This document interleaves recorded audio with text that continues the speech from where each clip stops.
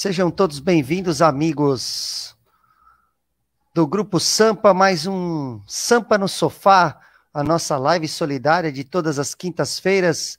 Hoje eu estou aqui com o meu amigo Daniel Miranda, eu, Lucas Torres, meu amigo Daniel Miranda, na apresentação, e vamos com tudo entrevistar hoje um grande campeão do Carnaval de São Paulo, atual campeão, o carnavalesco que levou o título de 2020 para a Águia de Ouro, Sidney França, que é o nosso convidado, e o Daniel Miranda, que vai estar aí conosco para fazer as perguntas. A sua expectativa, Daniel, para essa entrevista? Salve, salve, Lucas, boa noite. Hoje um convidado que tem uma história extensa no Carnaval de São Paulo, campeoníssimo.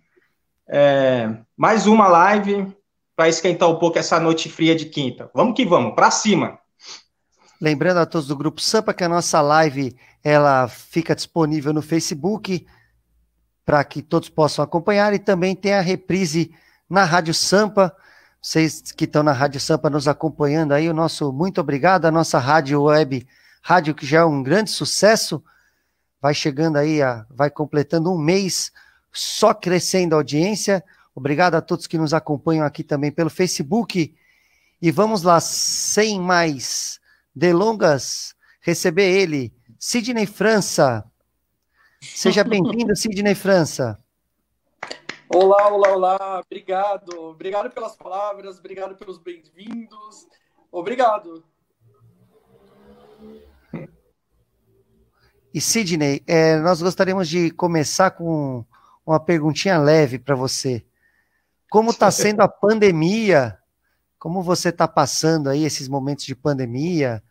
Como está sendo esse momento de isolamento social que nós todos estamos vivendo? E o que tem sido de proveitoso para você nesse momento? Bom, primeiramente, vocês estão me ouvindo perfeitamente? Está dando para ouvir legal? Tá ótimo. Okay. Tá ótimo. Então tá. Bom, essa pandemia, ela está sendo bastante oscilante para mim, né? Na questão da saúde, da preocupação com as pessoas, é uma angústia permanente, né? Imaginar que eu atuo num meio que pretende levar poesia, alegria, cultura, encantamento, e a gente está imerso num cenário que os meses estão passando e a gente não sente uma diminuição, um perfil retroativo, digamos assim. Então isso é angustiante, saber que os meses passam e a coisa não se encerra e não surge a tal vacina e as pessoas não se cuidam, e enfim, é angustiante.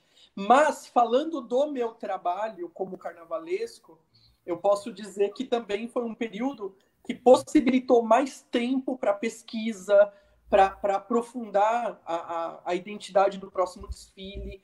Então é aquilo, como tudo na vida tem os dois lados, né? E eu estou me mantendo na corda bamba aí nesses dois lados. Tanto o lado da questão da saúde, a preocupação com as pessoas próximas, e muitas pessoas próximas também doentes, algumas faleceram. E no outro lado, tem buscado aproveitar o tempo para agregar mais identidade, agregar mais valor, agregar mais conceito ao próximo desfile. Então tem sido assim. Daniel, entrevistado, a bola é sua.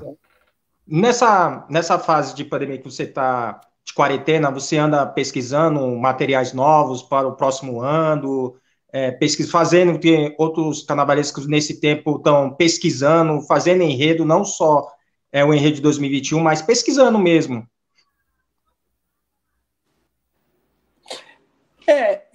Quando eu falo que essa pandemia me deu mais tempo, é claro que cada carnavalesco pode falar por si, né? Eu não posso falar por todos, o que todos estão fazendo, ou estão achando, ou estão aproveitando, enfim. No meu caso, é assim, para você entender. Eu tenho um enredo em mãos que ele é todo fundamentado na mitologia e nos ritos de Oxalá, de acordo com os fundamentos Nagô e Yorubá. Então, eu me impus não vou chamar de desafio, mas um perfil de desenvolvimento plástico para o desfile da Águia de Ouro, o próximo desfile da Águia de Ouro, onde eu não quero utilizar de signos, de símbolos ocidentais para falar sobre paz. Então, sabe, aquela coisa, resumir tudo em pomba branca, falar de amor com o coraçãozinho. Então, isso exige um mergulho numa pesquisa muito profunda para você entender como a África ancestral entende o amor, a paz, a união, e que tudo isso apareça num próximo desfile muito bem resolvido, de uma maneira muito fácil de ler, mas ao mesmo tempo desprendida do pensamento colonizador no Brasil, entendeu? Então, quer dizer, eu tenho aproveitado esse tempo para buscar essa verdade numa África ancestral, esses conceitos, e trazer isso para um desfile que... Imagina quantos desfiles entre Rio e São Paulo estarão dentro dessa temática negra africana. Então, você tem que buscar diferenciais, você tem que buscar possibilidades novas, até para o público se sentir atraído, né? Então, é isso. Então, eu estou usando esse tempo para esse aprofundamento de pesquisa, de identidade de um desfile que vai ter tudo para encontrar outros desfiles também interessantes, mas de iguais temáticas. Entendi. Então, vamos seguir nessa linha de já falar um pouco de 2021 e depois a gente vai voltando no tempo e falando também da sua carreira e dos seus desafios. Já passou por cada uma que a gente sabe aqui na avenida, né? Só quem tá lá que sabe os desafios que se prepara, chega na hora que vai para a pista, tem sempre uma surpresa, né? E vamos explorar essa parte também, mas falando um pouco de 2021, Sidney, todos nós sabemos que ninguém tem a resposta definitiva ainda, é tudo mais na base do feeling e do conhecimento, mas vamos partir do princípio de que sim, dê tudo certo e que vai haver carnaval em 2021. Essa preparação para o carnaval 2021 em julho, o que vai mudar, né, na preparação para o carnavalesco, para a escola, para o desenvolvimento do material? Ou você acha que 2021, com esses 6 meses a mais, vai ser tranquilo e o problema mesmo vai ser 2022? Como é que você está enxergando essa ideia de ter um carnaval em julho e logo na sequência um outro em fevereiro? Olha, é assim, é tudo muito novo, né? A gente não tem essa experiência de carnaval fora de fevereiro, março, do carnaval que a gente está habituado. Então, qualquer coisa que eu disser aqui é fruto de uma grande novidade, de uma grande, até mesmo insegurança, porque... E outra também, de acordo com a sua pergunta, eu estou torcendo para que, se houver, que seja em maio. É a minha torcida, a minha preferência. Por quê? Primeiro, para não encavalar com a preparação de 2022, né? Começa por aí. E também uma outra questão é que quando você chega ali em junho, final de junho, julho, mês 7, começa a esfriar, então você já tem o inverno. Então eu tenho muito receio de um carnaval muito, muito não aclimatado dentro daquilo que a gente está acostumado, né? Então, primeiro que se houver, eu estou torcendo para que seja em maio. Mas se for em julho, a gente tem que encarar, faz parte desse fenômeno que fugiu ao nosso controle, né? Então, não é que a gente procurou esse caminho, acabou acontecendo, né? De acordo com a realidade que o mundo está vivendo, não é só o carnaval. Mas eu torço para que seja em maio. Se for em julho, atuaremos para o melhor também, mas confesso que para mim ainda tudo muito estranho pensar um carnaval em meio de ano.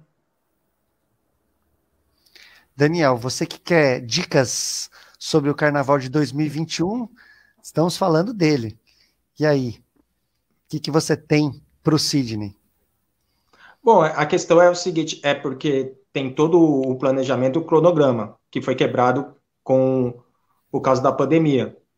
No Carnaval 2021, eu não sei como que está o cronograma da Águia de Ouro, né? Como se vocês já estão como que está a preparação no barracão, como que anda o barracão. Provavelmente não tem trabalho, eu queria saber como que se está conversando com o presidente, o diretor de carnaval, como que está essa preparação do carnaval? Assim,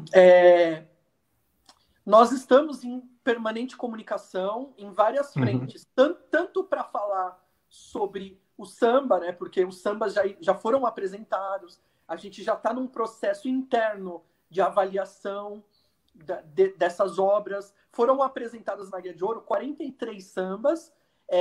De cara, a escola só deixou ir publicamente aqueles que estavam legais, até para não expor o compositor e a própria escola. Então, acabou de 43, ficando 21 para publicação. E agora a escola está se preparando para que desses 21 tenha uma fase eliminatória, que vai ser divulgada em breve, e o público vai saber quais são os sambas que continuam na disputa. E isso vai caminhando. Fora isso, eu estou no processo criativo, os desenhos enfim, de figurinos, e de alegorias, e de destaques, e composições, e musas, enfim. Então está nesse processo. Porém, quando você usou aí o termo cronograma, claro que cada escola agora vai procurar fazer dessa pandemia um tempo ganho no seu cronograma, né? E aí, eu particularmente, independente da diretoria da Guia de Ouro, eu tenho feito um raciocínio, eu tenho procurado a lógica, ou seja, se o carnaval for em maio... Que deu uma travadinha aí na conexão do Sidney, bem na hora que ele ia falar do cronograma. Vamos ver se ele vai conseguir voltar, peraí. Acho que voltou. Voltou. Você estava bem na hora que você estava falando do cronograma de maio, Sidney. Continua. Isso. Então, eu estava falando para vocês o seguinte, que se de fevereiro for para maio, são 3 meses adiante. Então, a gente costuma começar o carnaval em maio, entre abril e maio. Então, quer dizer que de julho para agosto é o start. Então, a gente está justamente agora, entrando em agosto, no mês que estaria começando se fosse em fevereiro, que é lá atrás. Então, não pode se dizer, com essa projeção, não pode dizer que a gente está atrasado. Porém, também não dá para perder tempo, né? Tem que caminhar, porque carnaval é isso. Carnaval virou uma equação de produção de acordo com um tempo previsto. Essa é a realidade. Muito bem. Só dar uma pausa para o Sidney respirar, que a gente já tem mais uma aqui engatilhada. Mas lembrando que o projeto Sampa no Sofá é um projeto de lives solidárias com o intuito de que as pessoas se ajudem e colaborem nesse momento de pandemia tão difícil. E a gente tem visto tantos gestos solidários de todas as escolas de samba e de todas as pessoas. Você vê, são projetos maravilhosos, projetos sociais, que é o intuito mesmo das escolas de samba, e tantos outros projetos, tantos exemplos bonitos de doações e de movimentos solidários que a gente tem acompanhado. A pandemia tem criado esse vínculo de solidariedade maior no nosso povo. E nós estamos fazendo esse projeto justamente para incentivar cada vez mais as doações, e hoje, na nossa live solidária, é que as pessoas possam doar para os projetos sociais da Águia de Ouro, a Águia de Ouro, que também tem uma equipe de projeto social desenvolvendo grandes obras. O Sidney, que está lá também, pode falar, né, Sidney, como que está a parte dos projetos sociais lá na Águia de Ouro e como é que a gente pode fazer para o público poder doar lá para a Escola da Pompeia. A escola tem feito uma campanha de auxílio às pessoas que estão na órbita dela, né? Tanto na questão geográfica, né? As pessoas que residem no entorno da sede, da quadra da Águia de Ouro, quanto da própria comunidade, que não necessariamente as pessoas que desfilam na escola, que não necessariamente moram ali nas cercanias, mas que estão dentro do campo de ação da agremiação. Então a escola está fazendo campanhas para doação de cesta básica, para poder, né, auxiliar as pessoas que estão em momento de dificuldade por causa da pandemia. Então, as pessoas devem procurar a Jaqueline, que é da assessoria de imprensa e também da diretoria da escola, né, através do e-mail imprensa@aguiadeouro.com.br, que ela vai saber, com certeza, destinar a ajuda ofertada a esse processo todo. Existem pessoas que estão em filas, né, de doação, enfim. Ela vai saber acomodar isso da melhor maneira possível. Legal. É isso aí. Então, procurar a Jaqueline lá na Águia de Ouro, o e-mail imprensa@aguiadeouro.com.br, para estar auxiliando nos projetos sociais da Águia de Ouro.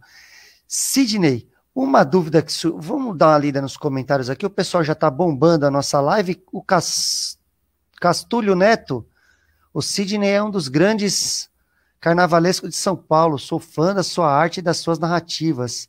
Ah, o meu carnaval. Um abraço, Castúlio. Também a Marisa Gomes aqui. Você é um super carnavalesco, mandando um abraço para o Sidney. E a nossa amiga Miriam deixando uma perguntinha para o Sidney. Só pessoas queridas, né? Você conhece eles, Sidney? Quer mandar um abraço para a Marisa?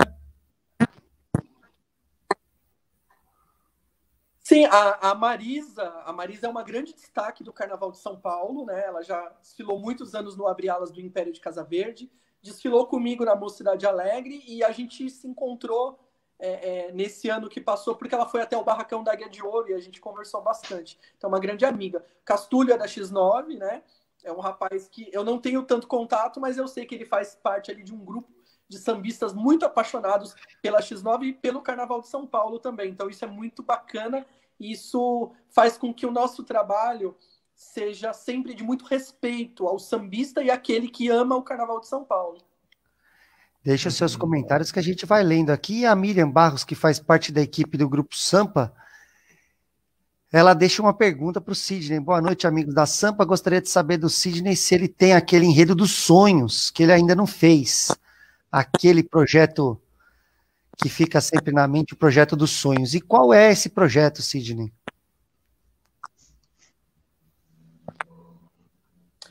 Eu tenho sim, eu tenho um projeto que é o dos sonhos, mas eu acho que ele tem a hora certa, o lugar certo, o momento certo para surgir, e eu posso até adiantar o assunto, não a forma como ele vai ser desenvolvido, aliás, como ele já foi desenvolvido, é um enredo que eu já tenho ele pronto, mas ele fala sobre a história do Carnaval de São Paulo, que eu sou apaixonado, eu sou um saudosista danado.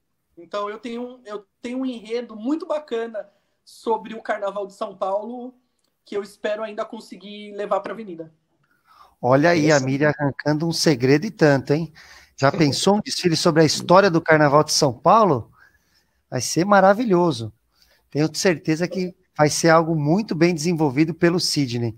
Sidney, sobre 2021 e sobre desenvolvimento de carnaval, você falou do seu projeto, já está criando os desenhos, e aí uma dúvida que tem pairado no ar é o seguinte, digamos que você tem desenvolvido seu projeto com base nas alegorias, e aí surge a questão de que você teria que trabalhar com uma alegoria a menos, o regulamento, acho que, vamos ver se ele vai conseguir voltar. Acho que a câmera desligou. Caiu! Só um minutinho que caiu. Coisas do ao vivo, né, Daniel? Vamos dar uma lida aqui nos comentários. Também o Anderson Rodrigues deixando um...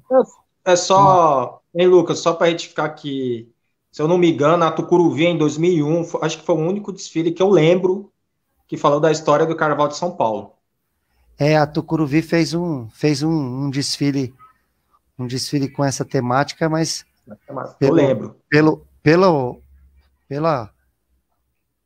Pela dica que o Sidney deu aí, ele vai para uma linha mais histórica mesmo, né? Para uma linha que vai falar do carnaval de ponta a ponta. E seria interessante, porque São Paulo tem muitos baluartes, muita gente que plantou a semente lá atrás. Tem muita história. A gente faz algumas contagens aqui em relação ao carnaval a partir de 1967, que quando foi oficializado, né, a contagem de títulos é dessa forma, tem também a contagem de títulos que leva em consideração só os carnavais do AMB, que é a partir de 1991, mas tem muito mais história para contar do que só 1991 para frente, ou de 67 para frente. Tem bastante coisa aí, desde dos cordões de Santana de Parnaíba até o AMB do jeito que ele é hoje. Eu acredito que o Sidney vai conseguir explorar isso muito bem. Tenho certeza que vai ser um baita. Ó, e quem está querendo um enredo histórico já tem aí uma pílula. Então, Sidney, eu estava te falando sobre essa questão que surge da possibilidade da mudança do regulamento, de repente as escolas optarem por desfilar com uma alegoria a menos. Como que seria isso para você que está desenvolvendo um enredo e geralmente a alegoria ela ou abre um bloco do enredo ou ela vem fechando um bloco do enredo, né? Normalmente é assim, ou o setor. Um setor, né? E como seria isso? De repente você já com o projeto pronto definir que seriam 4 alegorias só, já está pensando nessa possibilidade ou o projeto hoje é para 5 alegorias? Então, assim, para mim, eu particularmente, vocês estão me ouvindo bem? Tá ótimo. Tá ótimo. Então, assim, eu particularmente não tenho preferência por número de alegorias. Eita, agora a conexão caiu novamente. Tá a gente vai vencer essa batalha hoje. Aí que o Sidney já está voltando. Estamos com... Faz parte do ao vivo, mas ele já está de volta já. Isso aí, vamos... Sidney, nós estamos te ouvindo e te vendo bem. Estamos te ouvindo. Hoje está dando uma variaçãozinha. Mas coisas do ao vivo, a gente já está acostumado, a gente já fez live de cair todo mundo, aí volta um. A gente sabe que na live é assim mesmo, a variação de internet hoje está muito grande, mas o pessoal está te acompanhando. Você dizia que não tem preferência por número de alegoria, mas e o projeto em si, como é que fica? Não, então, como eu estava te dizendo, eu não tenho preferência por número de alegorias no sentido de desenvolver um projeto. Quando eu desenvolvi esse projeto da Águia de Ouro, a Foché de Oxalá, eu já sabia que seriam 4 alegorias, porque a gente já estava mergulhado na realidade da pandemia. Não foi uma novidade, eu não tive que mudar o projeto. Então, ele foi concebido para 4 alegorias. Eu já pensei a divisão do desfile em setores para 4 alegorias. Mas eu acho, e é uma opinião muito minha, que diminuir de 5 para 4 alegorias deu mais liberdade para o compositor, no sentido de que você tem menos pontos obrigatórios para ancorar o enredo. Então, digamos que em vez de ele pensar o samba em 5 momentos, ele pensa o samba em menos momentos. Então, sobram linhas para divagar sobre o assunto, sem obrigatoriedade de ficar amarrando o enredo, a sinopse, a montagem do desfile, que hoje o carnaval é muito técnico, e, aliás, é esse tecnicismo que vem, infelizmente, engessando muito o nosso carnaval. Então, eu acho que diminuir o número de alegorias teve como efeito colateral menos argumento para o compositor se amarrar no samba, e por isso o samba fica um pouquinho mais solto. Olhando as obras da Águia de Ouro, eu tenho essa sensação. E então já é praticamente certo que serão 4 alegorias. Seria uma grande surpresa se não houvesse essa mudança. Olha, eu fui avisado pelo meu presidente, isso ainda era em maio, para você ter uma noção. Então os presidentes já se reuniam, mesmo sem...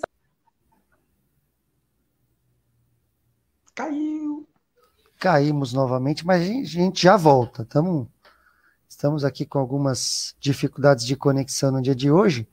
Então você vê que o Sidney já nos adiantou uma informação importante de que é praticamente certo que o projeto vai ser realmente para o especial desse ano com 4 alegorias. Era algo que a gente tinha uma dúvida, e aí fica praticamente certo, então, né, Sidney, que serão 4 alegorias. Oi? praticamente certo que serão 4 alegorias, então é só realmente confirmar na plenária. Sim, se for para 5, vai ser uma surpresa a essa altura do campeonato, porque eu fui informado desde de lá de trás, quando eu lancei o enredo, que seriam 4 alegorias. Isso gera uma conversa entre os presidentes para poder já se precaver do que viesse por aí. Então, não é uma novidade, não. Ninguém chegou e falou, muda o seu projeto e diminui. Já era algo conversado já desde antes, então é mais uma informação que a gente vai colocando aí no quebra-cabeça, né? A gente Mas já tinha esse essa projeto informação. foi conversado antes da alteração de data, né? Com a alteração de data pode ter uma nova plenária e ter mudanças, não sei. Mas assim, vai ficando claro, né, Daniel, pelas informações que a gente vai colhendo, o pessoal do mundo do samba, e é como a gente já sabe, né, o carnaval, ele é preparado desde antes, ele não é algo que surge em dezembro e em fevereiro vai para a pista. Quando chega dezembro ou janeiro, que começam a surgir as alegorias, ali já é quase o final do projeto. É praticamente a cereja do bolo, quando começam as alegorias já começar a ficar pronta. Já houve toda uma preparação antes, toda uma análise, e muito provavelmente o que a gente já imaginava, que vai haver essa redução, fica mais claro que para 2021, então, provavelmente teremos quatro alegorias no grupo especial. E para o seu projeto, então, isso não influenciou em nada, ele já foi concebido dessa forma. E o que você pode adiantar, Sidney, do projeto 2021? O pessoal que está na expectativa,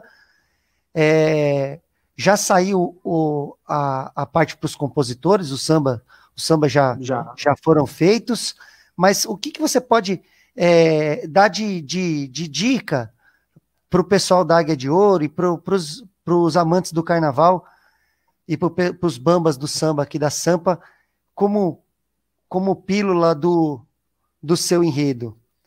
Vamos ver se você vê que 2021 tá se costurando, e muito provavelmente também essa questão de julho que o Sidney falou, né, Daniel, do frio, deve interferir também na escolha, né? É um novo, né? A gente porque vai estar no inverno e certamente eu nem sei o que falar na realidade, o carnaval em julho, que é tudo novo, a gente está acostumado com o carnaval em fevereiro, março, é estranho um carnaval no meio da festa junina, né? Depois da festa junina ainda, né? No final, para fechar. Vai ser uma festa, está de festa. Por isso que o Sidney falou de maio, né? Uhum. Mas o que você pode dar de dica, Sidney, do seu projeto? O que já tem aí? O que vem por aí para 2021? Vocês estão me ouvindo? Sim. Sim, tá perfeito. Tá, é que assim, para mim tá péssimo. Eu ouço vocês picotado, tá travando a imagem. Uhum. É que assim, eu não tô em casa, então tá. Estamos com algumas dificuldades mesmo com o Sidney. Vamos tentar restabelecer a conexão. Mas você ia falando de julho, né, Daniel? Um carnaval em julho com aquele vento, você imagina. Vamos ver se o Sidney... Acho que agora vai. Agora sim. Nós estamos te ouvindo bem, Sidney. Nós estamos ouvindo. Tá. Bom, eu vou falando aqui, se cair, beleza. Aqui tá bem ruim o sinal por aqui.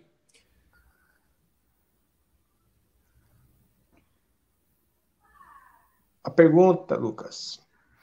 Então, a dica que você pode colocar para a gente do que vai ser 2021, o pessoal que está na expectativa, o que pode esperar da Águia de Ouro defendendo o seu título?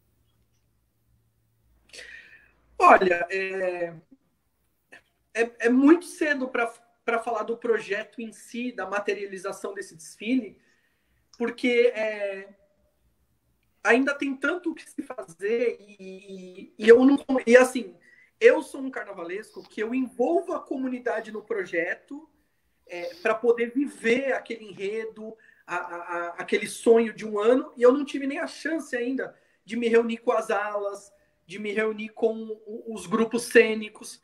Então, comemorar o título. Oi? Comemorar o título. A escola não conseguiu nem comemorar o título. Então, eu não tenho nem muito o que falar ainda, porque se eu sair falando... O Sidney, ele tá com algumas dificuldades de conexão, mas a gente tá fazendo de tudo para a gente poder continuar a conexão. Vamos restabelecer aqui. Olá, olá. Tá picotando um pouquinho, mas tá indo, Sidney. Então, eu estava falando que, assim, eu não tenho nem como falar muita coisa, senão as pessoas vão falar, nossa, mas eu nem sabia ainda que isso vai acontecer ou que isso vai existir no desfile. E eu gosto sempre de começar o projeto de dentro para fora, entendeu? Eu não tive nem chance ainda de me reunir com alas, com grupos, com comissão de frente, com composições, com destaques, com casais. Então, efetivamente, eu não tenho muito o que falar do projeto publicamente. Daniel Miranda, agora a bola é com você para a gente falar do título da Águia de Ouro. O primeiro título da Escola da Pompeia, com aquele brilhante carnaval desse ano, que conquistou a todos. O Sidney que saiu lá da Mocidade Alegre para trazer o título da Pompeia, que estava brigando há anos por esse título. Eu queria saber como que começou o trabalho, o desenvolvimento do Carnaval 2021 até da última nota que o... Ih, caiu. Pera, mas ele tá voltando rápido, tá tendo variação, mas ele consegue voltar. Uhum. Você vê que a escola nem comemorou o título, né, Daniel? Você que é lá da Pompeia, da Batucada da Pompeia, não deu tempo nem de comemorar ainda, né? Eu conheço o pessoal da Pompeia. Conhece, você vai, você não... Eu sei, não toca na bateria, mas tá ali com o pessoal, conhece a turma. Eu conheço bastante gente lá. Peraí que ele voltou. Sidney, a gente agradece muito o esforço que ele está fazendo. A gente agradece muito, Sidney, o esforço que você está fazendo para manter a conexão.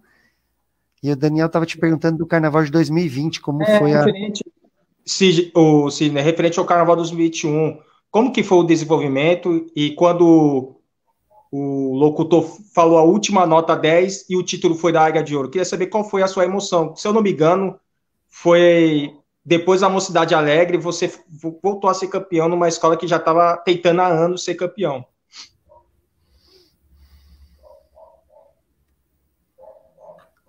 Eita!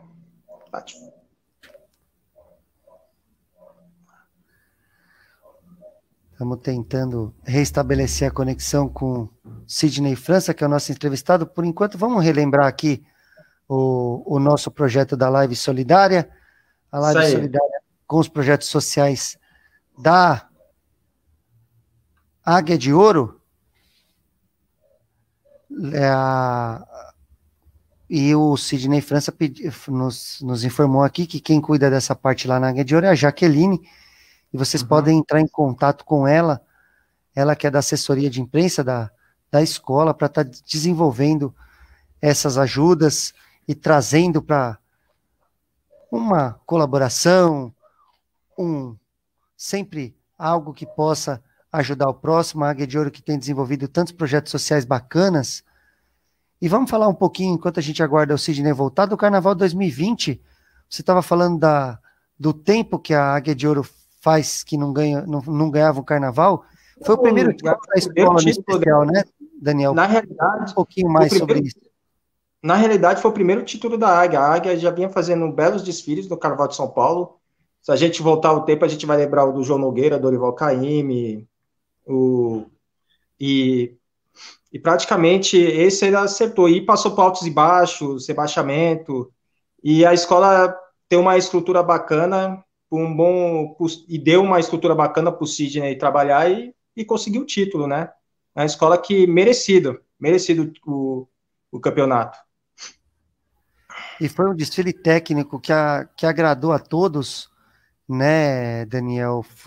A gente que estava lá no Carnaval, o pessoal, como o Sidney mesmo estava falando para a gente na entrevista, né, cada vez mais técnico o desfile, e por isso o pessoal fala da questão de estar engessado ou não, mas existe um regulamento que deve ser cumprido, e o regulamento de hoje premia aquele que fizer o desfile com mais precisão.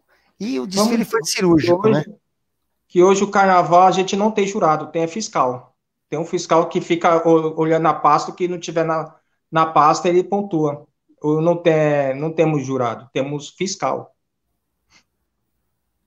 E dentro do regulamento, a Águia de Ouro passou... Dentro do desfile, a Águia fez um desfile perfeito e foi merecido. Agora estamos de volta com aquele que construiu todo o desfile e trouxe o título para a Águia de Ouro. O primeiro título da Águia de Ouro. Minha gente, hoje tá difícil, hein? Nem fala, aqui também, a internet aqui é lenta pra caramba. Hoje eu não sei como ainda não caí ainda, viu? Mas a gente agradece você, Sidney, por todo o seu esforço para a gente estar mantendo essa live. E como foi esse 2020? Quando você apresentou o projeto, foi o seu primeiro ano na Águia de Ouro, já chegou lá e ganhou o título. Como foi desde de apresentar o projeto até o título? Então, foi um ano muito tranquilo mesmo. Foi um dos mais tranquilos de toda a história da minha presença no carnaval, inclusive da época de mocidade, enfim. Foi um ano muito tranquilo, e não tranquilo só pela questão do andamento do carnaval, mas principalmente a maneira como a escola se acomodou ao meu estilo, ao meu jeito de ser, à minha maneira de pensar carnaval. Então, o tempo inteiro houve muita integração entre eu e a escola, entre a escola e eu. Então, essa química fluiu e isso refletiu na avenida. Porque eu não vejo problema nenhum em dizer, foi um ano muito difícil com dinheiro, faltou muita grana para fazer esse carnaval, mas o que faltou de grana sobrou em comunicação entre eu e a diretoria da escola, de maneira que sempre que eu apresentava uma parte do projeto que a escola não tinha condição, o presidente me chamava e falava, olha, isso aqui nós vamos ter que mudar um pouquinho, pensar de uma outra maneira. Então, eu tinha tempo para poder fazer ajustes sem desespero, sem matar o projeto. Então, foi um ano muito bacana nesse sentido. A minha comunicação com a diretoria da escola funcionou do começo ao fim, com muita paciência, muita maturidade entre as partes, eu procurando deixar minha vaidade de lado, da maneira como eu queria, e tentando acomodar com a maneira como a escola conseguia bancar aquele projeto, e a escola também respeitando o meu tempo para poder mudar alguma coisa, sem acelerar. Então foi tudo muito legal, muito bacana. E aí o resultado foi muito, muito satisfatório. Obviamente, qualquer título é satisfatório, mas esse em especial, porque ele coroou um estilo de trabalho em que o carnavalesco e a diretoria tiveram respeito mútuo, paciência, entendimento, para que fosse bom para todo mundo, entendeu? Então, eu acho que esse foi o grande segredo da Águia de Ouro. Foi um carnaval onde tudo foi muito discutido, muito pensado e dimensionado para as possibilidades da escola. E Sidney, preparou, fez aquele, como você falou, teve as dificuldades, superaram as dificuldades, chegou o enredo lá na baia, a comissão de frente pisou na linha amarela, soltou o relógio. Como que é o Sidney França na hora que o relógio dispara? Onde você gosta de estar? Você vem na frente da escola, no final da escola? Como que você age durante o desfile, vendo a sua obra? Porque ali o carnavalesco já vira quase que um espectador, né? A obra já está pronta. E como é esse momento até a saída, até fechar o portão? Então, assim, tradicionalmente eu vinha na frente da escola. Aí aconteceu uma questão na Mocidade Alegre em 2011, que um carro não entrou, e aí, depois dali, me deu uma sensação de angústia que eu preciso ver a escola inteira passar. Depois depois eu entro na avenida. Então, digamos que de 2012 para cá, eu sempre procuro ver a escola inteira e principalmente passar na pista no momento em que eu acho que mais precisar de mim. Esse ano aqui na Área de Ouro, eu estava preparado para ver a escola inteira, como tem sido nos últimos anos, mas eu vi que a gente tinha não sei se vocês lembram, eu coloquei 3 dinossauros na frente da ala das baianas. E aí, na concentração, eu vi que os meninos que estavam dentro dos dinossauros não conseguiam ver. Eles estavam com dificuldade de visão da pista. E eu passei tenso a pista inteira com aqueles benditos dinossauros que eu criei.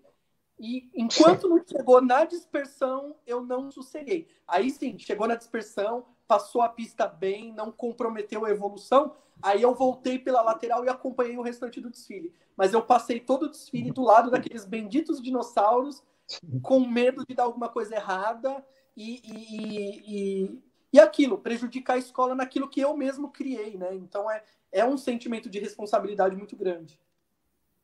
Uhum. Daniel. Bom, vamos voltar um pouco do tempo, Sidney. Eu gostaria de saber, muitas pessoas com quem eu converso que trabalham na Mocidade Alegre contam que a Mocidade Alegre não é uma escola de samba, e sim uma escola de vida. Eu queria saber como que foi o seu começo na Mocidade Alegre, qual foi o primeiro desenho que você fez na Mocidade Alegre. Outro dia eu estava conversando, estava vendo uns comentários, e você disse que a Elaine, a antiga presidente, te ajudou muito na escola. Eu queria que você contasse um pouco da história que você teve na Mocidade Alegre. Olha, como você bem disse, né? Você resumiu bem, a Mocidade Alegre não é só uma escola de samba, ela é uma escola de vida. E a minha história na Mocidade é muito forte, é muito intensa, é muito forte mesmo, né? Eu sempre frequentei a Mocidade Alegre desde a minha infância, 2, 3 anos de idade, junto com minha mãe, tia, vizinho. Eu tenho vizinhos de infância que nasceram no quintal da minha família, que hoje são da velha guarda da Mocidade. Tem primos já falecidos que, quando eu era muito pequena, eu via eles, naquela época ainda bordava fantasia à mão, isso lá, começo da década de 80. Então, a minha ligação com a Mocidade Alegre é desde uma infância muito precoce, mesmo quando eu ainda nem desfilava. Então o tempo foi passando, eu fui me envolvendo com a escola, então eu faço parte daquela geração, porque assim, hoje, se a gente for falar aqui claramente, ser Mocidade Alegre hoje é muito fácil. A Mocidade de 2003 para cá ela é vitoriosa, é uma escola que a Solange, com muito mérito, com muito esforço, muito talento, muita seriedade, resgatou uma força competitiva. Mas a Mocidade lá atrás que eu vivi, ela não era essa Mocidade vitoriosa. Só que era uma escola de samba e de vida. Então aquilo, para quem ama o samba, independente de concurso, que isso também precisa deixar muito claro, hoje eu acho que o sambista, esse sambista século XXI, ele é muito ligado ao resultado, ele é muito ligado a concurso. E eu faço parte de uma época em que ser sambista é se alinhar com o discurso de uma escola, a identidade, a filosofia, a maneira de repassar tradições. E nisso a Mocidade é muito rica. É uma escola cheia de tradições. E quando eu falo tradição, não é aquela tradição de carnavais ganhos. É aquela questão de não entrar na quadra sem reverenciar o pavilhão. Nada começa sem cantar o hino. As 24 horas de samba, que é a festa mais tradicional do calendário do Carnaval de São Paulo. Então a escola vive dessas ritualísticas, e isso é muito bonito, né? Você dá seguimento a uma linhagem, a uma dinastia de samba, de uma linhagem de tradição. Então isso é muito bonito na Mocidade. Então eu faço parte de uma tradição que não era só de ir para a avenida, de ganhar carnaval, era de viver a magia e a tradição do samba, né? Então, tanto que hoje a minha formação de sambista é essa. Então, quais são minhas referências mais antigas? Seu Juarez da Cruz, Seu Beto, Elaine, irmã da Solange, já falecida, mas foi ela quem sentou comigo e falou, você gosta de pesquisar enredo, você gosta de escrever enredo? Então vem cá, vem entender como isso é feito, vem fazer isso comigo. Então ela me mostrava como eram montadas as pastas de jurados. Então você vê que a escola constrói o sambista, a escola ensina a fazer carnaval e não simplesmente contrata alguém pronto, ou claro, lógico que tem que contratar sim, mas é tão bacana quando você vê sambistas formados dentro de uma escola, e a Mocidade me formou, não só carnavalesco, me formou sambista, e posso até dizer que me formou como ser humano, como cidadão, porque eu fazia parte da escola desde muito pequeno, então todo o meu conceito de ética, de respeito, de ligação dos mais velhos com os mais novos, que é essa questão da ala das crianças e da velha guarda. Tudo isso vem da minha linhagem na Mocidade Alegre, com certeza. E Sidney, quem foi a sua referência, a sua inspiração para você se tornar carnavalesco? Um carnavalesco que tenha sido a sua referência. Então, mas olha só, antes disso aí, senão fica parecendo que assim, num determinado dia eu acordei e falei, nossa, eu quero ser carnavalesco. Na verdade, eu nunca quis ser carnavalesco. Só para você entender, quando a Solange assumiu a presidência, a direção da Mocidade Alegre, isso depois do Carnaval de 2003, né? Então a Solange assumiu, a irmã dela, Elaine, fez o Carnaval de 2003, que foi lindo, foi maravilhoso, foi afro, né? Omi, o berço da civilização iorubá, e eu fiz parte do grupo que ajudou a trabalhar e construir aquele carnaval.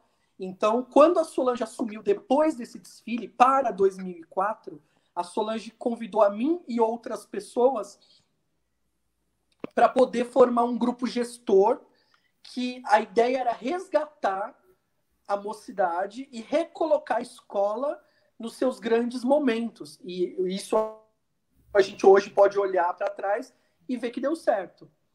Então, eu fui convidado a fazer parte de um grupo gestor para colocar a escola nos trilhos. Eu comecei na Mocidade como carnavalesco, não era essa a ideia. Então, isso em 2003. E aí o tempo foi passando. E aí 2005 foi o primeiro ano, o primeiro carnaval que o enredo foi meu, sobre a Clara Nunes. Então, eu já comecei como enredista, como alguém muito ligado à diretoria e aos carnavalescos. Carnavalesco foi um pulo, mas foi tudo a construção. Foi um passo a passo, um ano a ano. Nunca eu cheguei e falei, eu quero ser carnavalesco. E claro, quando eu vi que ser carnavalesco era o meu caminho, aí sim, eu olhei e falei, não, então já que é isso que vai acontecer, eu fui convidado e eu aceitei, então eu tenho que me preparar. E aí eu comecei a fazer muitos cursos ligados à história da arte, a desenho, a moda, a costura, a entender mais de madeira, tinta, ferro, isopor, enfim, mergulhar mesmo no universo do barracão, da criação e da produção do carnaval. Mas não é algo que eu acordei e falei, eu tenho sonho, eu quero ser carnavalesco. Então, se construiu a minha figura carnavalesca dentro da Mocidade Alegre. Muito também por necessidade. A escola, pelo jeito que a gente foi remodelando a Mocidade na gestão da Solange, eu fui moldado pela diretoria para ser um carnavalesco da casa, para ser um carnavalesco diferenciado e olhando as necessidades da escola. E não querendo ser um carnavalesco de mercado como hoje eu sou. Aí, lógico, aí teve um dia que eu falei, não, eu quero mais, eu quero sair de casa, eu quero ganhar o mundo. Aí eu resolvi sair da Mocidade. Mas é isso. Uhum. E aí, mas eu acho que a sua pergunta também tem muito a ver com quais carnavalescos me inspiram ou inspiraram, não é? Isso. Foi referência. As suas referências. Agora fica um suspense. Vamos ver se a gente consegue restabelecer. Voltou. Tá tudo certinho. Tá me ouvindo? Sim, estamos te ouvindo.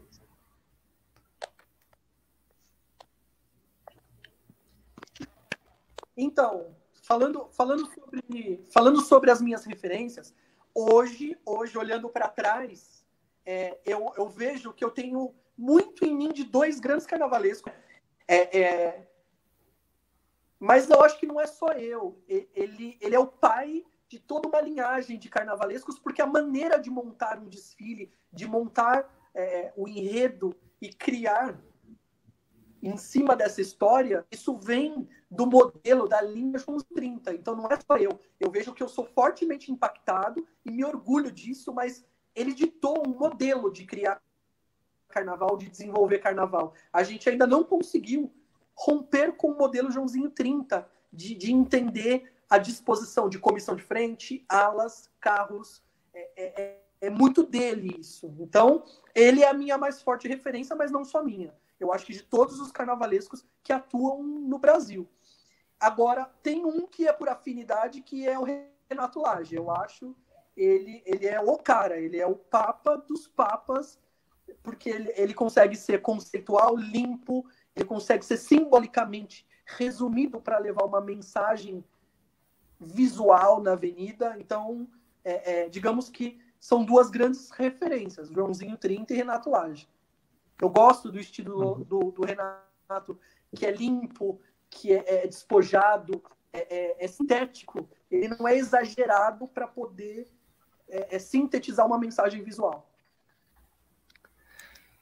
Muito bacana. Então, são duas referências sempre citadas, né? Principalmente o Joãozinho 30. A gente ouve muito o antes do Joãozinho 30 e o pós Joãozinho 30, né? E mais um carnavalesco Sim. que vai na linha do Joãozinho 30. E aí a sua carreira foi evoluindo dentro da mocidade, foi surgindo as possibilidades até que você se tornou carnavalesco. Você disse que o primeiro enredo seu foi a Clara Nunes, um baita enredo, um desfile maravilhoso, mas como foi a emoção do primeiro título? Chegar lá e conquistar finalmente o primeiro troféu. Quando aconteceu, foi na mocidade o seu primeiro título, foram 3 títulos na mocidade, e como que foi? Conta um pouquinho dessa história desse seu primeiro título na mocidade, ou mesmo dos 3 títulos, né, dessa sua construção em relação a se firmar como um grande carnavalesco, que hoje você é um grande carnavalesco, que é uma referência para outros tantos carnavalescos.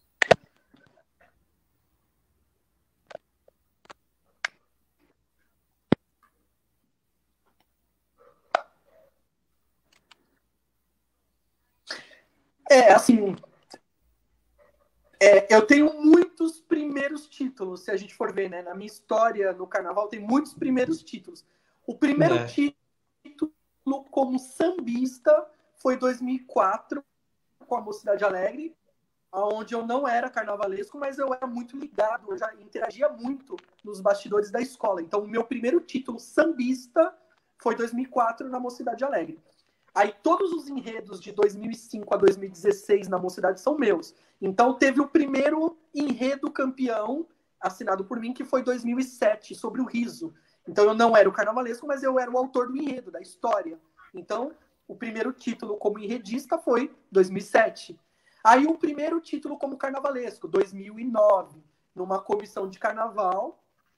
2009 foi minha estreia como carnavalesco nessa comissão.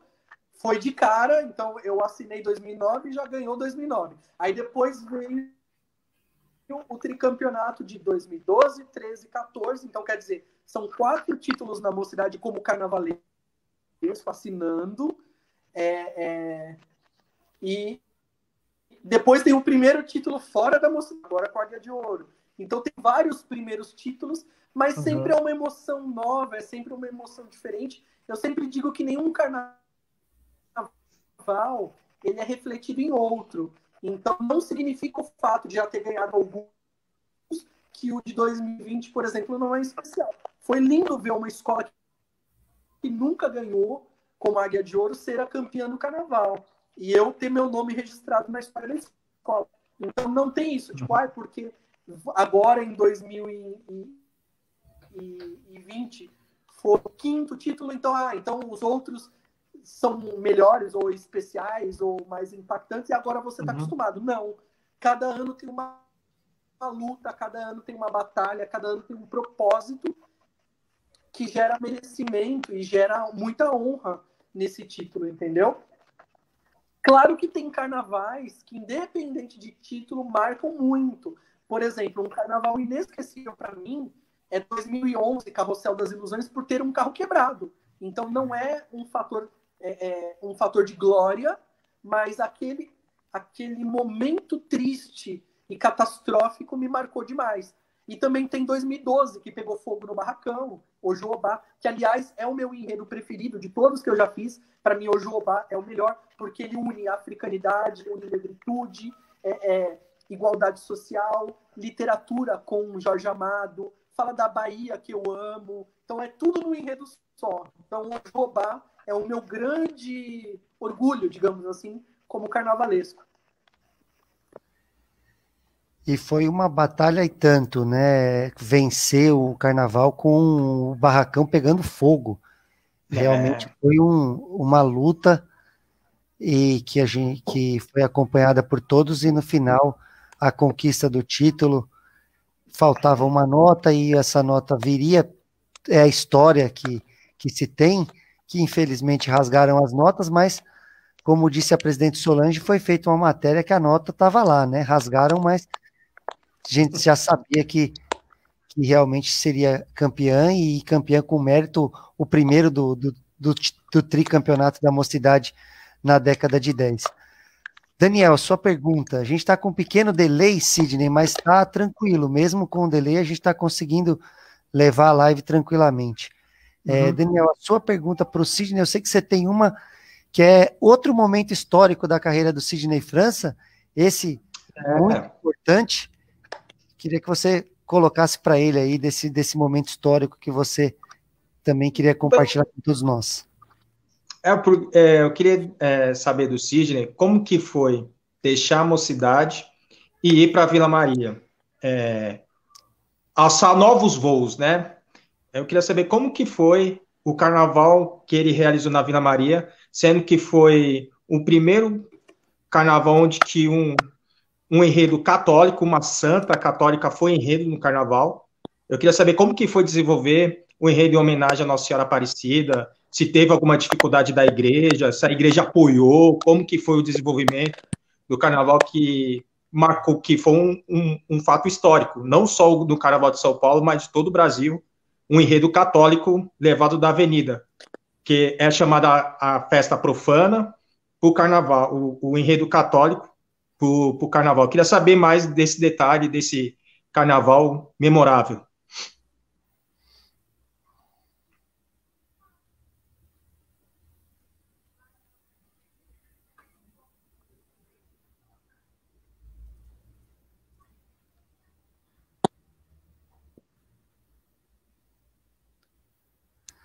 Vamos ver se a gente consegue. Vamos ver se segue o delay aqui, mas vamos tentar restabelecer a conexão com o Sidney. Nós estamos chegando ao finalzinho da nossa transmissão, mas o Sidney parece que agora voltou. Vamos ver. Ele pergunta? Vamos ver se ele consegue restabelecer para a gente poder confirmar aqui se ele conseguiu ouvir a sua pergunta. Está ouvindo, Sidney, agora? Ou ainda está com delay? Vocês estão me ouvindo bem? Sim.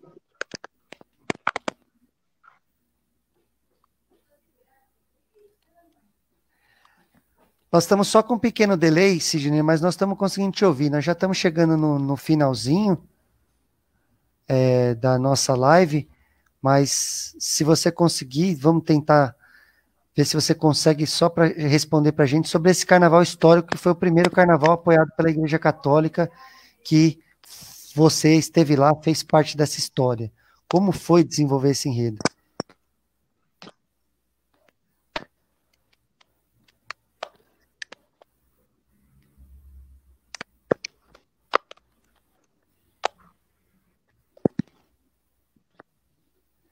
Nós estamos sem o áudio. Eu ouço, agora mas tá está indo. picotado e com um delay enorme. Mas tudo bem, pode tentar que a gente está conseguindo ouvir você. Pode prosseguir, mesmo com o delay, a gente está conseguindo levar. Uhum.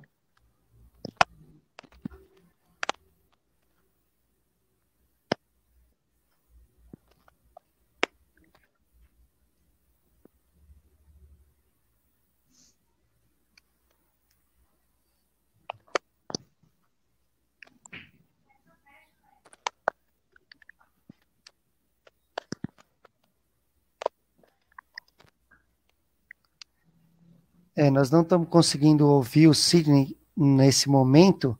Eu vou tentar restabelecer a conexão novamente, só para ver se a gente consegue. Foi um momento muito especial, tá? Foi um carnaval. Aliás, quando eu resolvi sair da Mocidade Alegre e aceitei o convite da Vila Maria, o principal...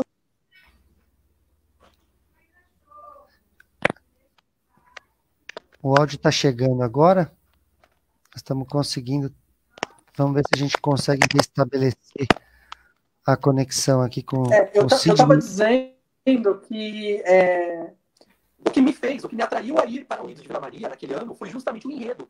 Porque eu não sou católico, mas me soou histórico aquela oportunidade de desenvolver um enredo pela primeira vez com o apoio da liderança, né, da Cúria Metropolitana que comanda.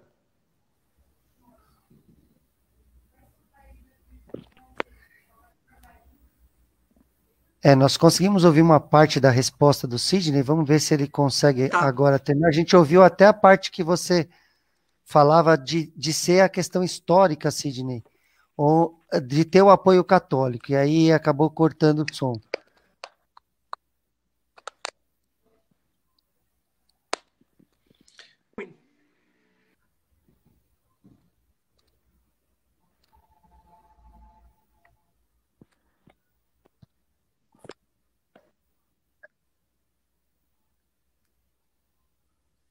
Uma escola católica, história riquíssima, e foi prazeroso demais conhecer essa história, ir lá para Aparecida com a Cúria, com a igreja, enfim, foi histórico, enfim, foi muito especial.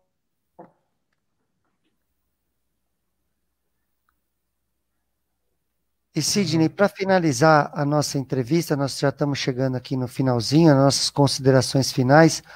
Qual a mensagem que você deixa para toda a comunidade da Águia de Ouro e para toda a comunidade do samba sobre a pandemia, para que a gente possa vencer esse momento de pandemia?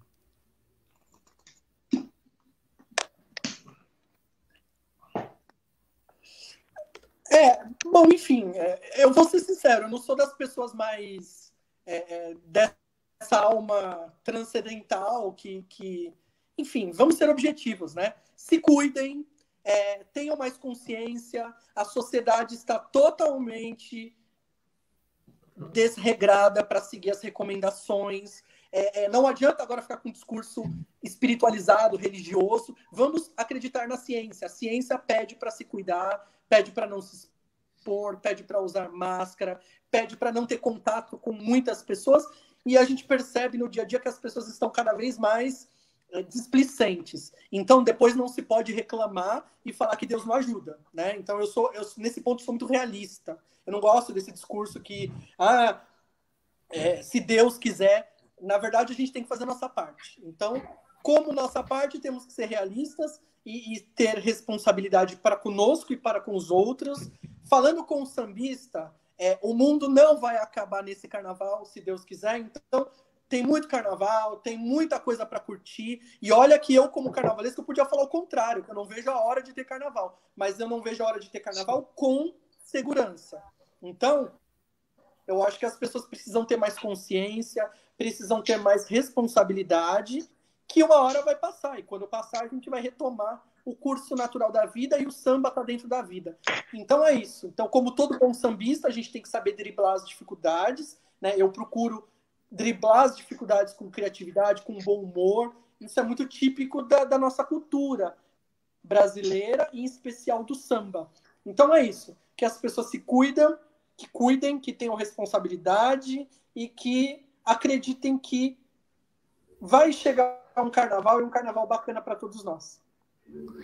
Daniel, a sua última pergunta para o Sidney França, nosso convidado de hoje da Sampa no Sofá, a nossa live solidária, carnavalesco atual campeão do Carnaval de São Paulo. Bom, eu só tenho que agradecer o Sidney pela live, né? Sei que a conexão falha, mas valeu muito a pena saber um pouco da história dele, da trajetória dele, do samba de São Paulo. E a minha última pergunta é referente ao Carnaval 2021. É que faz um bom tempo que a Águia de Ouro não levava um enredo afro. E esse próximo carnaval vai ser um enredo afro. Eu queria saber se o enredo foi da diretoria ou foi ele mesmo que apresentou o enredo do Carnaval 2021. Então, olha só, o Carnaval de 2021, o presidente comentou comigo que ele gostaria de um enredo positivo, de um enredo que passasse para as pessoas uma mensagem bacana, mas ele deu total liberdade para ir para o caminho que eu quisesse. Então, Oxalá é isso, né? Então, Oxalá é esse amparo paternal, Oxalá é sabedoria, Oxalá é discernimento, Oxalá é paz, é temperança, é uma mensagem positiva para os homens, para a vida, para a natureza, para o universo. Então, a ideia do enredo em si é minha, tá? Surgiu da ideia de refletir a obra do grande historiador, compositor, professor, Luiz Antônio Simas. Não sei se todos conhecem, mas é um ser iluminado da cultura brasileira, da educação e da cultura brasileira. É um cara que enxerga o samba, enxerga a africanidade de uma maneira muito conectada com a vida prática, com a vida real, e não aquela história de livro que o negro escravo. Não, ele fala da negritude conectada com o avanço social. Então, eu acho isso muito bonito. Então, o enredo foi basicamente para atender a necessidade da escola de ter uma mensagem leve, positiva, mas, ao mesmo tempo, homenagear um grande brasileiro, que é o Simas. E aí, só uma questão aí que você perguntou, não é assim, depois de muito tempo, é o primeiro enredo afro da Águia de Ouro. Não teve outro enredo afro, puramente afro. Tiveram enredos como o do Caymmi, citações da Bahia, e a Bahia flertou com o candomblé, citações, mas um enredo como esse, que ele é todo afro, é o primeiro. E, aliás, eu acho muito bacana, porque eu acho que qualquer escola de samba, cedo ou tarde, ela tem que esbarrar na sua essência negra, ela tem que reverenciar as origens do fenômeno escola de samba, que é muito negro, é totalmente negro, aliás, não é muito, é totalmente negro. Então, negar esse viés é negar o que se quer como escola de samba. Afinal de contas, quando uma baiana gira, é tia Seata, uma mãe de santo, baiana que se radicou no Rio de Janeiro e é nada mais, nada menos do que a mãe do samba. Quando uma bateria toca, uma bateria de escola de samba toca, são ogãs de um terreiro. O mestre é um alabê, o mestre é um regente da africanidade. Então, não tem como dissociar uma coisa da outra. Uma pessoa que falar que não entende ou não gosta da negritude que é os enredos afro, simplesmente não sabe nem o que está fazendo dentro de uma escola de samba. Essa é a verdade. E para finalizar... legal citar o Simas, que é um grande historiador do Brasil. Para quem não sabe, ele trabalha no Rio de Janeiro, professor de História. Ele é um dos jurados do Estandarte de Ouro. É um grande brasileiro. Parabéns, Sidney. E para finalizar, Sidney, uma pergunta do pessoal aqui da... exatamente. O Simas... Não, pode seguir, Sidney, desculpa.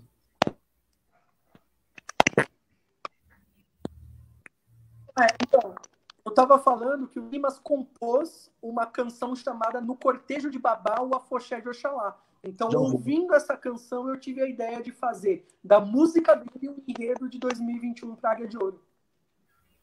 Legal. E para finalizar, uma pergunta do pessoal aqui do Facebook. A Alessandra Alves, a nossa colaboradora do Grupo Sampa, mandando um abraço para o Sidney e fazendo a seguinte pergunta, que acho que é bem bacana para a gente poder finalizar a nossa live. Qual vai ser o seu maior desafio para esse carnaval?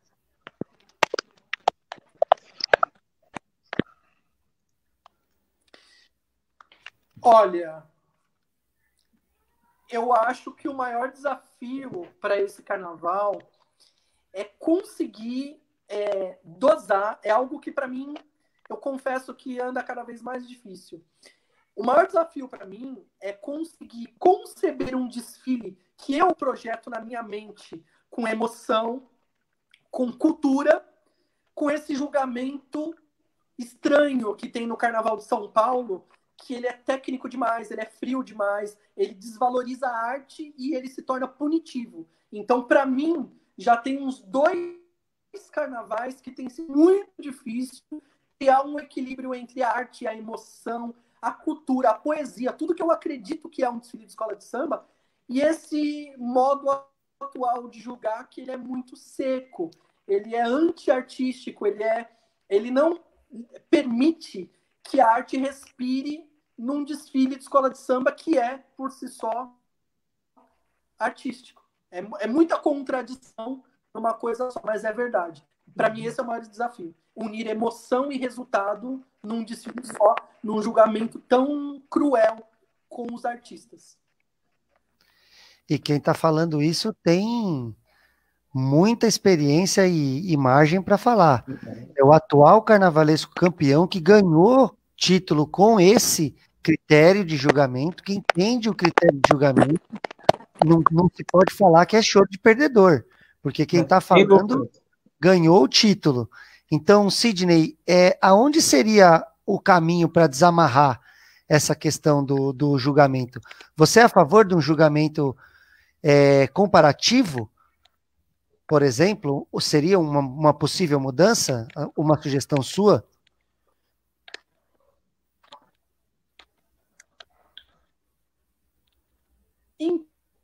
Então, eu não acho que só tornar o julgamento comparativo vai resolver todos os nossos problemas de entendimento de quesito, de performance, de nota. Por exemplo, quando você tem um carnaval onde todas as escolas conseguem nota de samba enredo, alguma coisa está muito errada, porque não é possível que todas as escolas conseguem fazer 14 obras-primas, né? Então, o que eu quero dizer não é que se compare. Lógico, comparar, para mim, é uma das ferramentas para se consertar. Mas eu acho que é mais ampla a discussão. Precisa parar todo mundo e discutir cada quesito, o que é na essência, o seu conceito, o seu contexto, a sua tradição, e vir até os dias de hoje e também entendendo que levar uma nota baixa não é o fim do mundo, porque o que está acontecendo é isso. Está engessando o julgamento para evitar perder nota. Como se todo mundo fosse digno de ganhar nota 10, porque isso deixa a consciência leve. É isso que está acontecendo. Só que eu, como carnavalesco, se eu perder nota, porém com coerência e com correção de análise, mesmo tirando um 9,7, 9,8, 9,9, eu vou voltar para casa e vou rever os meus conceitos do que é fazer carnaval. Eu não posso jogar para o jurado o peso que é meu, o trabalho é meu, ele está lá para julgar, e a arte é subjetiva, você queira ou não. Daniel, já que a conexão está nos deixando e a gente tem um tempinho aqui que eu recebi uma mensagem que, se o Sidney puder, a gente ficar mais uns 5 minutinhos, por favor, faça a sua colocação sobre esse tema que é sempre polêmico e a gente vê essa divisão aí, comparar ou não comparar, eis a questão, né? Não, eu até estava falando anteriormente que São Paulo não tem jogadores, tem fiscais de pasta. Eles pegam a pasta e ficam fiscalizando, dando multa para a escola de samba. Essa é a minha opinião, porque a avaliação não tem. Às vezes não tem nem... Eu queria saber do Sidney qual é a avaliação que os jurados têm para tirar uma nota, porque às vezes eles não escrevem nada, só pontua, faltou uma coisinha ali, faltou uma coisinha ali. Eu queria saber essa discrepância que tem de uma escola e outra e avaliação. E aí, Sidney, só completando, você foi muito bem em colocar dos 14 enredos, dos 14 sambas, com nota 10, mas entrando também na linha que envolve o carnavalesco, o enredo faz tempo que não perde nota também, né? Exatamente, né? E assim, se a gente for analisar, realmente acho que o menor dos culpados, vamos usar esse termo, é pesado, né? Mas vamos usar esse termo que eu acho que é mais fácil para quem está assistindo entender o que eu quero dizer. Para mim, o jurado é o menor dos culpados, porque ele, coitado, os jurados foram amarrados, amordaçados. Então, assim, eles não podem isso, não pode aquilo. Existe uma tabela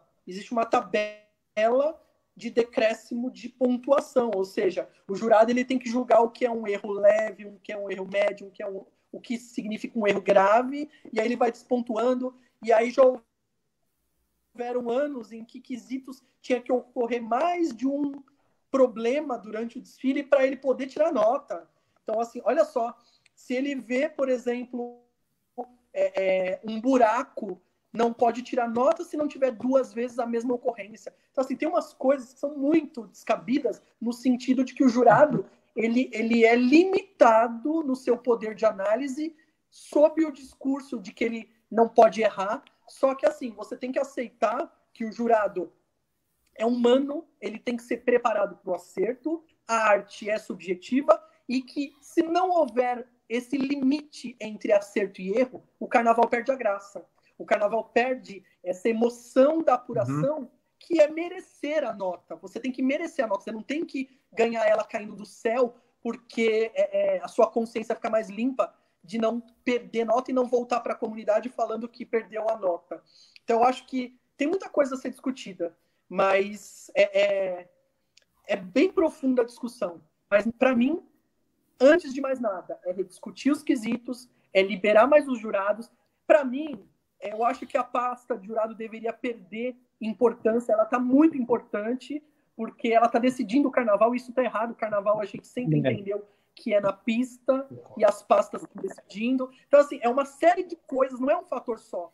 É uma série de coisas, mas para isso tem que ter uma boa vontade de todo mundo se unir e falar, não está legal, não está bacana, porque quem desfila já não se vê representado, o sambista de verdade já não acha mais graça, e quem assiste daqui a pouco também vai desistir, porque vai falar, olha, eu torço para uma escola, mas o resultado sempre vai ser da pasta, não vai ser da aclamação, não vai ser daquilo que eu vi, do que eu vibrei na arquibancada. Então, daqui a pouco, nem quem assiste vai achar mais graça, porque ele vai falar, não, quem está decidindo é um documento, não é aclamação, não é o que eu vejo, o que eu sinto, e a pulsação do coração do sambista.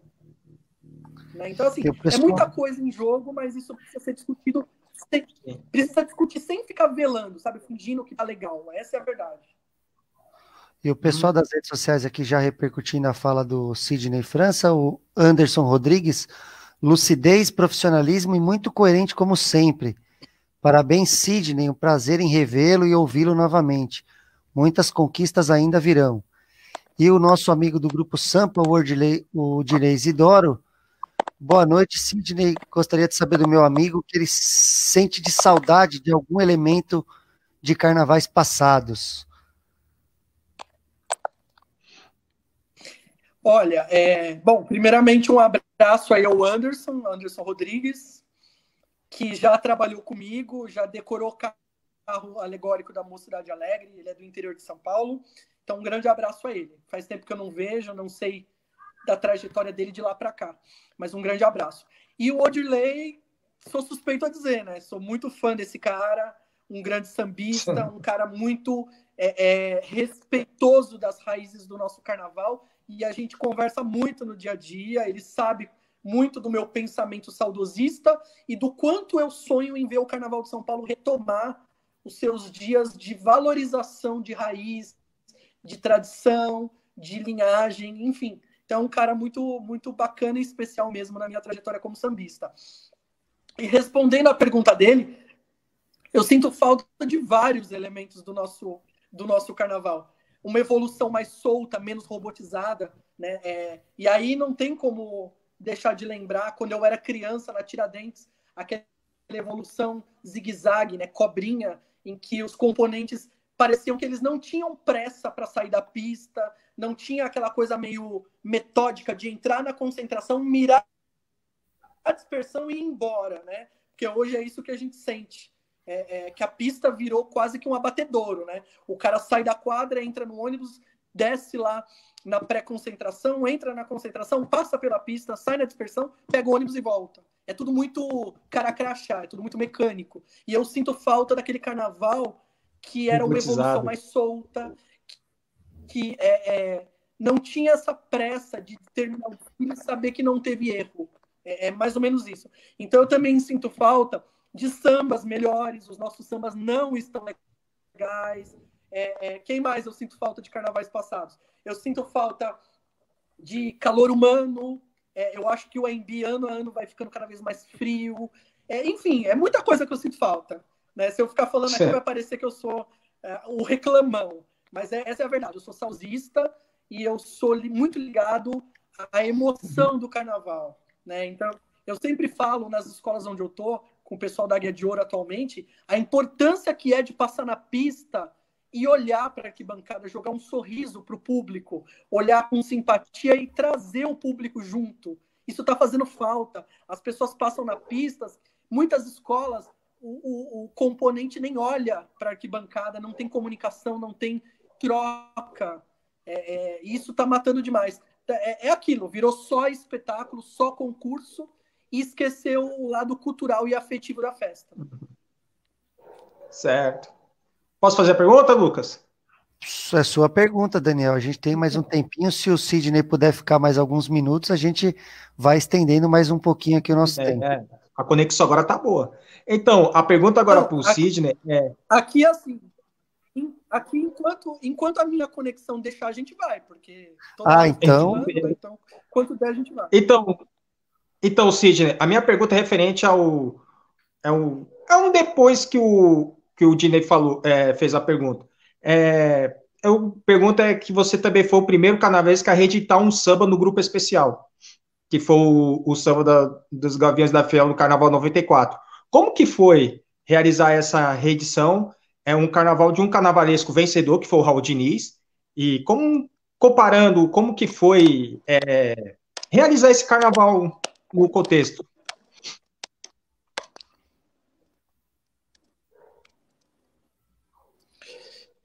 Então, foi assim, primeiro que eu tenho muito medo de reedição, porque tem coisa na vida que é única. Aliás, coisa não, acho que praticamente tudo na nossa vida é único.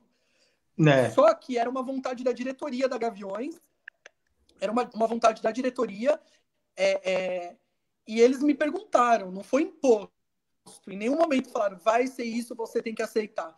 Eles perguntaram o que eu achava de fazer uma reedição que eles gostariam. Por quê? Porque ia falar mocidade. A Gaviões, ela...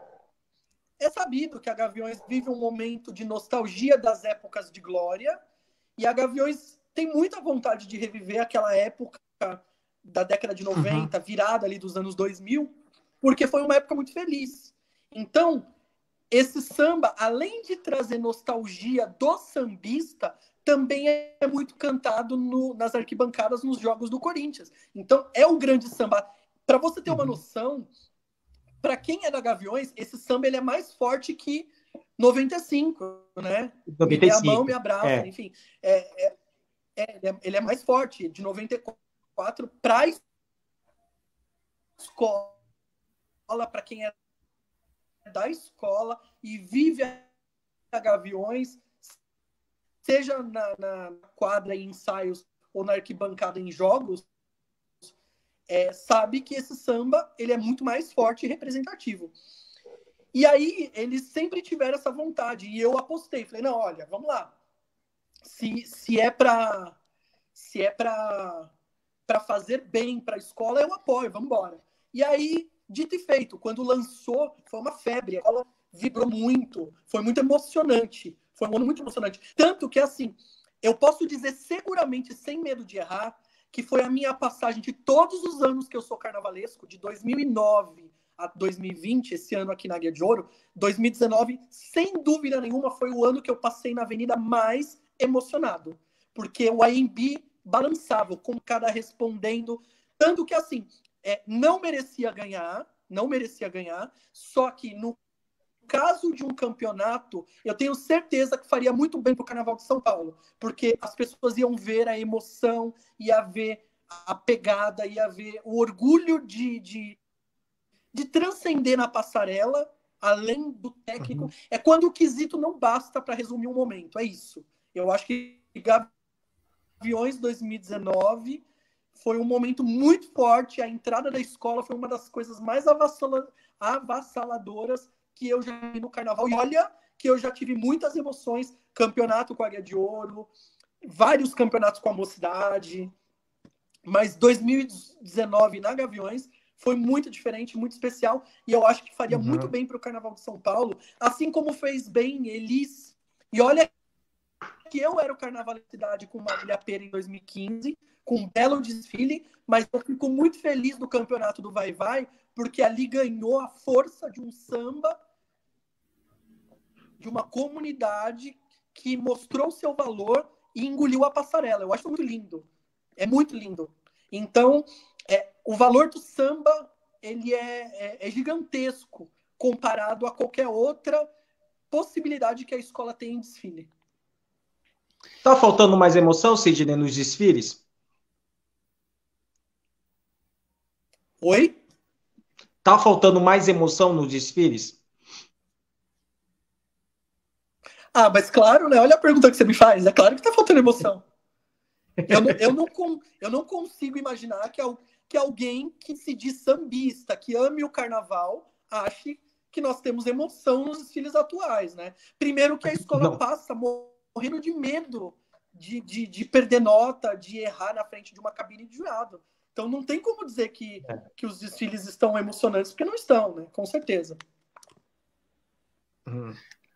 Agora, a emoção, ela precisa de alguma forma fazer parte em algum momento da análise de algum quesito. Não sei se de repente no próprio quesito enredo, não dá para a pessoa vir falando de bolinha de gude, por mais que ela faça o melhor enredo da vida dela sobre bolinha de gude, nada contra bolinha de gude, mas só para usar como exemplo, e depois comparar com e tirar 10, tanto quanto um outro que faz uma pesquisa e desenvolve um enredo. Então, são pontos que realmente, como o Sidney colocou, precisam ser analisados, porque o carnaval, ele é emoção, né? Ele é extravasar as sensações, os sentimentos, é um momento de festa, não tem que ser técnico, precisa para definir um título, mas deveria ser 50-50 e tá 99% técnica e 1% emoção. Esse desequilíbrio que precisa ser alinhado, Sidney, seria mais ou menos isso? Olha, é assim, eu não posso me sentir pretencioso ou dono da verdade de dizer o que tem que ser feito, não é isso. O não, que eu como sei sugestão, com certeza o que eu sei é que o caminho não tá legal. O caminho não tá legal. Quando você assiste um desfile, porque assim, olha, eu sou uma pessoa, eu nasci em 1980, tá? Então olha só, então nesse ano aqui, final desse ano eu completo 40. Então significa que na minha infância eu via Tiradentes, tá? Só para você ter uma noção. Até os meus 10 anos, os desfiles eram na Avenida Tiradentes. Então, eu cresci apaixonado por desfile de escola de samba. Eu era aquela criança que tinha um caderno e ficava dando as minhas notas para o que eu via na televisão, Rio e São Paulo. Então, se eu achava que aquela escola merecia 10, depois eu fazia a minha apuração. Então, para você ver o que é uma criança apaixonada por desfile de escola de samba, né? Eu também fazia isso. Então, se você entender... pois é. Então, se você entender que está no DNA de um povo amar o carnaval, você não tem como olhar para o desfile de hoje e achar que tá legal, achar que esse é o modelo que tem que ser. Claro, eu não estou dizendo que tem que rasgar tudo que está aí, toda a conquista acumulada nesses anos. O que eu quero dizer é que, teria que achar uma maneira de equilibrar, é o que você disse agora há pouco, a emoção e a técnica. E aí eu não sei se é, de repente, assim, colocar dentro dos critérios de julgamento dos quesitos itens ligados mais à emoção, enfim, essas questões muito subjetivas. Mas aí que tá, eu percebo que o Carnaval de São Paulo hoje ele é desenhado para matar tudo que é subjetivo, aquilo que a lógica não domina. E é aí que mora o grande conflito, porque a arte é subjetiva.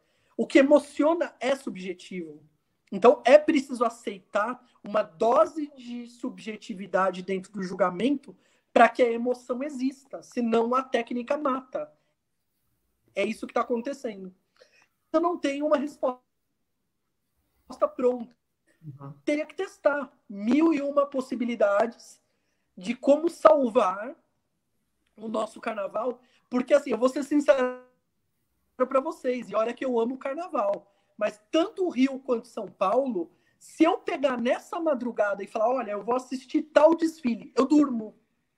Eu vou dormir. Eu não tenho mais aquela assistir pela televisão e achar que aquilo me seduz, porque só vai passar cores, luzes, mas não tem mais essência, não tem mais um sorriso jogado.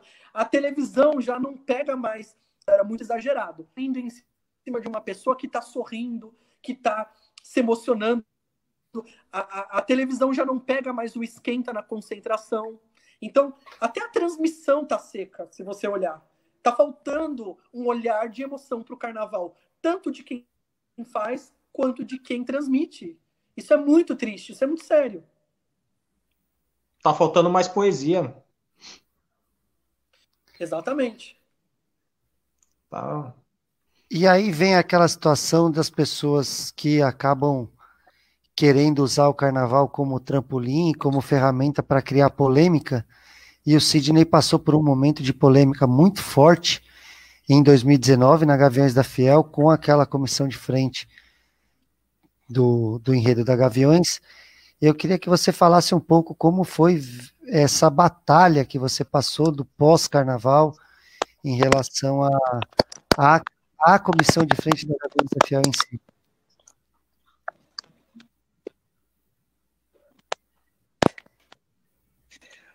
Olha, isso é muito fácil e rápido para eu te falar. E assim, eu sou uma pessoa que a idade vai passar, os anos vão passando e eu vou ficando cada vez mais econômico na maneira de interpretar alguns fatos.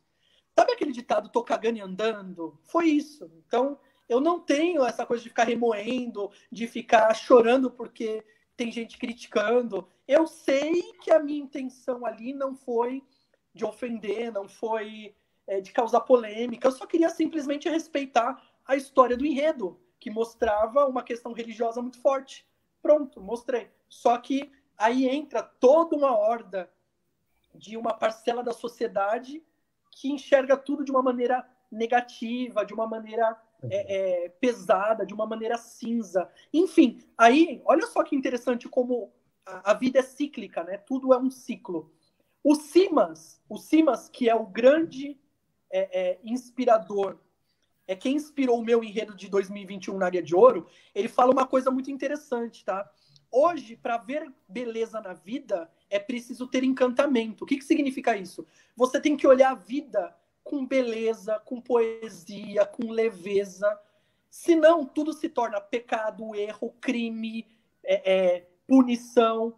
Então, eu vejo isso. As pessoas que olham a comissão de frente da Gaviões de 2019 e enxergam ali ofensa, pecado, são pessoas que deixaram de ver beleza na vida, são pessoas que deixaram de se encantar por cultura e enxergam erro em tudo. Acham que todo mundo é pecador, acham que todo mundo é errado, e eu não vou perder vida com esse tipo de pensamento. Então, respondendo a sua pergunta, eu caguei e andei para essas pessoas. Essa é a verdade. Nossa, até certíssimo na colocação, né, Daniel? É o que a gente falava um pouco antes, né? É a pessoa querer usar o carnaval como trampolim, ainda enxergando o carnaval como uma festa do século XVII. Pessoas no século XXI vivendo um mundo do século XVII. Sidney, aproveitando que a sua conexão melhorou e a gente está conseguindo evoluir, você tem mais um tempinho, eu gostaria que, se você pudesse novamente explanar a questão do carnaval que você fez da Vila Maria, que foi quando a gente teve o problema de conexão, e que você falava que foi um desafio, e que foi um enredo histórico pelo fato de ser o primeiro enredo apoiado pela Igreja Católica. Então, realmente, quando eu estava falando daquele carnaval da Vila Maria, a conexão estava péssima, e aí eu fui economizando minhas palavras e falei que foi histórico, né? Mas vamos lá, agora que a conexão ajuda, falar com um pouquinho mais de detalhe. Para mim, primeiro, eu sou apaixonado por história, tá? Tanto que hoje eu estudo a faculdade de história. Então, olha só, a história de Nossa Senhora Aparecida, né? A imagem que apareceu nas águas no Vale do Paraíba e por isso se chama Aparecida, é uma história muito rica, né? Isso remonta ao século XVI. Então, para quem é apaixonado por história, é fantástico. A imagem de Nossa Senhora Aparecida foi a primeira maneira de dar uma identidade para o Brasil, de unir esse país e chamar ele de nação. Porque olha só, quando surgiu a imagem de Nossa Senhora Aparecida, não existia seleção brasileira, tá? A camisa verde e amarela, canarinho, que é uma identidade nacional. Não existia ainda futebol, não existia carnaval, que é outro grande símbolo, não existia desfiles de escola de samba e o carnaval em si, que é um grande símbolo de brasilidade. Então, a figura de Nossa Senhora Aparecida, com seu manto azul e as cores verde e amarela, foram a primeira maneira de dar identidade para esse país, de chamar esse país de uma nação. Então, aquilo para mim foi tão apaixonante, eu acho que foi um dos desfiles que eu mais tive prazer de pesquisar, de vivenciar. Eu ia toda semana, toda quinta-feira, eu ia para o santuário lá em Aparecida. O meu carro já sabia aquele caminho da Dutra, ele ia sozinho. Se eu ligasse no automático, ele ia chegar lá sozinho. Então, foi um ano muito especial. A escola viveu com muita intensidade. Foi um carnaval muito... É como uma mulher grávida que namora a sua gravidez aos 9 meses, esperando que aquilo não chegue nunca para poder namorar cada vez mais a sua barriga. É mais ou menos isso. A gente viveu aquele carnaval da Vila Maria, quando eu falo a gente, é eu, diretoria, comunidade, de uma maneira muito especial. Foi muito gostoso fazer aquele carnaval. E olha que eu não sou católico, tá? Eu não tenho muita ligação com o cristianismo. A figura de Cristo, para mim, ainda é muito polêmica, mas aí é outra história. Mas eu acho que essa é a beleza do carnaval. É você deixar um pouco de lado a sua visão a respeito das coisas e se entregar para a carga cultural que o carnaval oferece, sem preconceito, sem botar máscara e a sua visão acima de tudo, acima de uma cultura tão linda como a do carnaval. Então, foi um carnaval que eu vivi com muita intensidade. Tudo que eu criei foi com o maior carinho, os carros, as fantasias. E assim, infelizmente, não foi um bom resultado. A escola teve muitos problemas em 2 quesitos: comissão de frente e alegoria. Foram os 2 quesitos que mais prejudicaram a escola. Mas, infelizmente, aconteceu. Mas isso não desmerece a minha imensa honra e satisfação de ter desenvolvido aquele carnaval. É um dos grandes carnavais da minha história, da minha vida, da minha memória. E eu vou levar para sempre a honra de ter assinado um desfile sobre a padroeira do Brasil, sobre a figura de 300 anos de devoção e fé nesse país. Então, para mim, é muito especial, um carnaval muito, muito especial. Daniel, ainda falando da Vila Maria, sua pergunta, e depois eu tenho uma pro Sidney. É porque esse carnaval da Vila Maria fugiu totalmente do estilo do Sidney, que ele tinha na Mocidade Alegre, que ele tinha um estilo mais linear, e na Vila Maria ele foi um pouco mais barroco. que o enredo era sobre Nossa Senhora Aparecida, acho que pedia mais isso, não era, Sidney?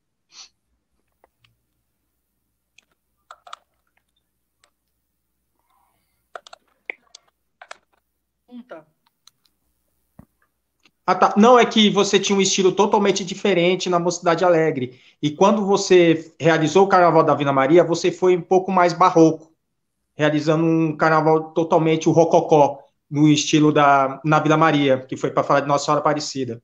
Foi praticamente uma mudança de estilo, não foi?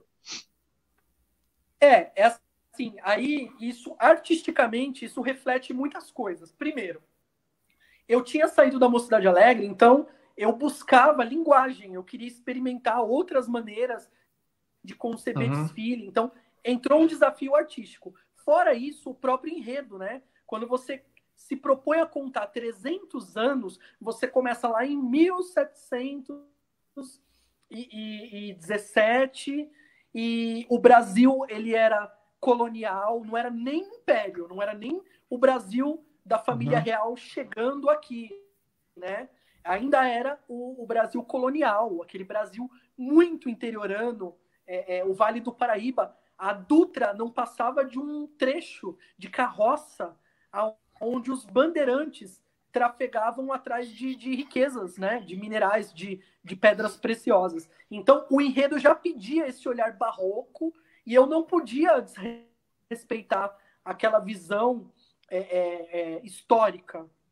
Então, foi uma escolha, assim, o barroco como estilo, principalmente da primeira metade do desfile, mas também representa, além do enredo, uma busca minha por testar, por reinventar a minha visão de carnaval, que ficou tão marcada na Mocidade Alegre. Mas se você olhar, depois que eu fui para Gaviões e até agora na Águia de Ouro, você vê que automaticamente eu volto para essa linha mais limpa, mais clean de fazer carnaval, né?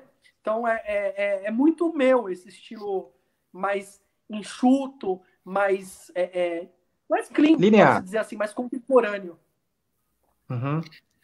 E Sidney, você falou de aceitar o desafio.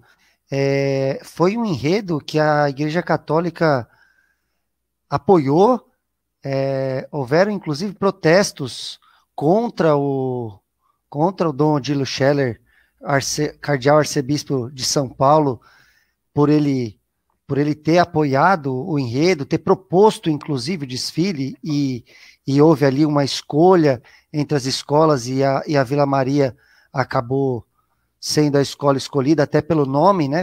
Por ser pelo nome da escola, foi um dos fatores. Ele colocou, né, de se evangelizar dentro do templo e fora do templo, a tempo e fora de tempo, mesmo no carnaval. Ele lotou muito. E como foi esse apoio da Igreja Católica para a Vila Maria? Eles deram todas as condições. Houve algum apoio financeiro, não da Igreja Católica, mas a escola também recebeu apoio financeiro ou não? Ou foi o apoio da Igreja Católica mais a força da escola? Como foi a construção do enredo? Bom, primeiro, assim, é bem o que você disse mesmo, né? Um enredo sobre a padroeira do Brasil numa escola que chama Vila Maria, né? Tem Maria no seu nome. Segundo, as cores da Vila Maria são azul e verde, né? O azul do manto, verde da bandeira do Brasil. Então tem muita simbologia dentro dessa questão. A Vila Maria, a quadra dela, é muito próxima da Dutra, ali quase chegando em Guarulhos, que a Dutra já é caminho para Aparecida. Então tem muita coisa ali, né, que vai colocando a escola dentro desse clima, dessa imagem que se cria de uma escola que se propõe a contar a história da padroeira. Então já tem aí uma série de elementos que favorecem, né? Falando da igreja, a igreja deu apoio institucional, tá? Aliás, deixaram muito claro que não ia ter nenhum tipo de envolvimento financeiro. Aliás, a escola, né, o presidente Adilson, ele sempre falava que era uma questão de honra não pedir dinheiro para a igreja, até porque não só para não onerar a igreja, que ela não tem função de patrocinar um desfile de escola de samba, mas até também como respeito à imagem de Nossa Senhora e não colocar a escolha da escola como uma questão mercadológica, né?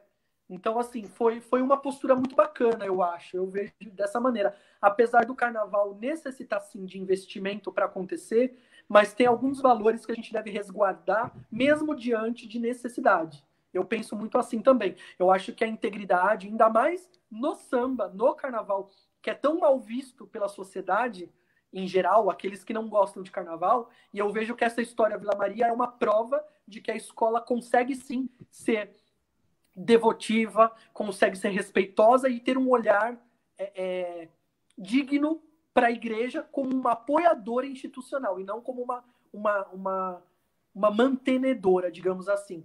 E para fechar aí esse comentário, uma outra coisa que eu acho interessante é dizer que assim, foi uma aproximação muito tranquila, porque a igreja já estava predisposta a apoiar, desde que a escola aceitasse algumas condições, que eram não ter sincretismo religioso, não associar a imagem de Nossa Senhora com figuras como Oxum, né, que tem muito disso no sincretismo, de fazer ligação da figura de Nossa Senhora por ser uma santa negra ligada a Oxum, a Orixá. Então isso não podia. Também a escola se comprometeu a não ter corpo feminino à mostra, essa questão de sensualização, tanto que se você assistir o vídeo, você vai ver todas as musas, rainha de bateria, madrinha de bateria, de macacão segunda pele, cravejado de pedra, para atender a necessidade da escola. E no demais, era também não ter nenhuma exposição muito desrespeitosa de figuras religiosas, como cruz, como ostensório, a figura de Jesus. Enfim, a escola também teve que garantir que teria um olhar muito respeitoso e evitar ao máximo o uso de símbolos polêmicos, porque a gente sabe que na igreja também tem uma ala conservadora muito forte, que era contra esse carnaval. E é essa mesma ala conservadora que elegeu o Bolsonaro, né? Então você vai vendo como o mundo é construído, como o Brasil hoje é construído. As mesmas pessoas que pregam o discurso de família, de moral dos bons costumes, do politicamente correto, são aquelas que elegem um cara que não olha para a sociedade como um organismo igualitário. Ele faz segregação. E que critica o trabalho de uma comissão de frente.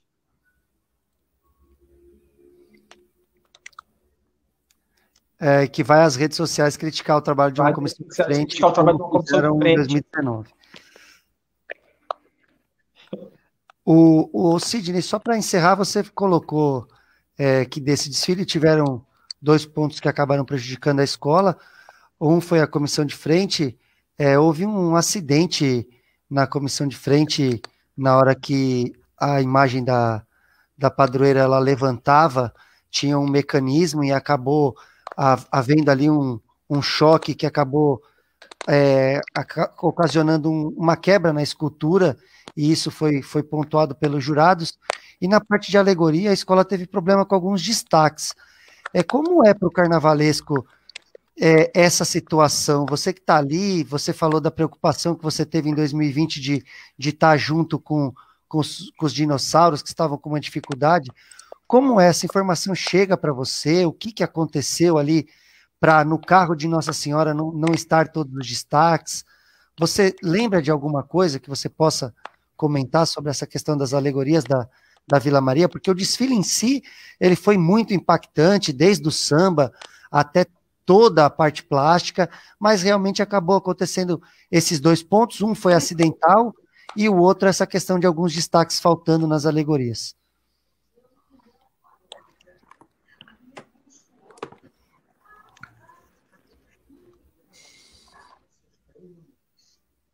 Tá me ouvindo? Sim. Sim.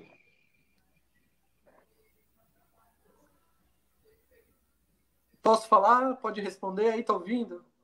Pode, tá tudo certinho. Bom, então, Só para ser bem resumido, senão também daqui a pouco começa a cansar as pessoas de tanto que me ouvem, né, eu falando. Porque se deixar eu falo até amanhã. Mas vamos lá.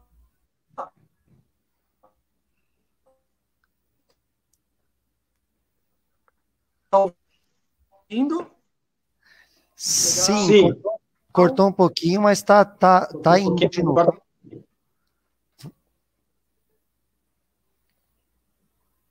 Tá ouvindo legal? Bom, eu vou falar, vamos lá. Enfim, a comissão de frente ela foi despontuada por 2 problemas. Primeiro, que as asas dos anjos arriou o ferro. Então, a ferragem do costeiro arriou. O peso das asas de alguns anjos arriaram. Isso fez perder alguns décimos. Fora isso, teve problema. Tinha uma escultura da imagem de Nossa Senhora que ela subia, né, bem alto. E ela estava ralada porque teve um acidente e esbarrou a escultura. Então, são aquelas coisas que, infelizmente, a gente não consegue controlar, de concentração, enfim, que acontece. Isso na comissão de frente. E falando de alegoria, infelizmente chegou um momento na reta final que faltou dinheiro. Sendo bem claro, é isso. Faltou grana e a escola não conseguiu. Eram carros muito grandes. E aí eu acho que chegou uma hora que financeiramente pesou. E aí quando pesou já não tinha mais como mudar, como voltar atrás, enfim. Foi tudo muito tarde, as detecções, né? Quando percebeu que o carnaval poderia ter sido um pouquinho menor, o tamanho das alegorias. E aí vai. É isso. Na reta final faltou grana e não conseguiu os materiais necessários, se comprar os materiais necessários para terminar em tempo hábil a qualidade das alegorias, principalmente as 2 últimas. Mas aquilo que a gente estava falando, né? Não ganhou o título, mas vai ficar marcado para a história pela emoção que teve e pelo momento histórico de ser um enredo católico, apoiado pela Igreja Católica, toda a preparação que foi. E foi um desfile lindo, é um desfile que a gente consegue assistir inteiro sem dormir. Passa emoção. Passa emoção para todos nós. Sidney, as suas considerações finais, agora sim que já estouramos todos os limites de tempo, o que a gente pode esperar? E para finalizar, assim, a gente já falou da pandemia, mas para finalizar, o Sidney França, pelo Sidney França, e o que você falaria para um jovem que quer seguir na profissão de carnavalesco? Bom, vamos lá. Primeiramente, eu quero me despedir de vocês, agradecendo a oportunidade de falar um pouquinho aqui sobre minha trajetória, sobre algumas passagens da minha trajetória, alguns carnavais que a gente pontuou aqui para comentar. Eu acho que eu posso dizer com certeza que a maturidade me ensina que uma das coisas mais bonitas é quando alguém dedica o seu tempo para ouvir alguém. Então, sempre que eu imagino que tem alguém aí do outro lado do celular, do computador, da tela, me assistindo e me ouvindo e gastando o seu tempo com uma fala minha, eu acho isso muito honroso. Me dá uma satisfação íntima muito grande. Eu tenho um respeito pelo outro, pelo ser humano, muito grande, tá? E eu acho que é isso que eu procuro colocar no carnaval. Tá? Nos enredos, na fantasia.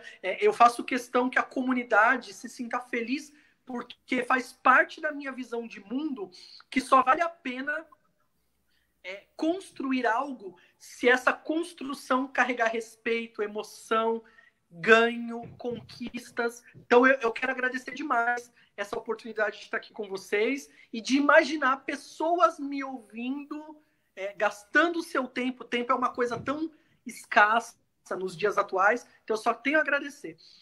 Falando de Sidney França por Sidney França, falando de mim para mim mesmo, né?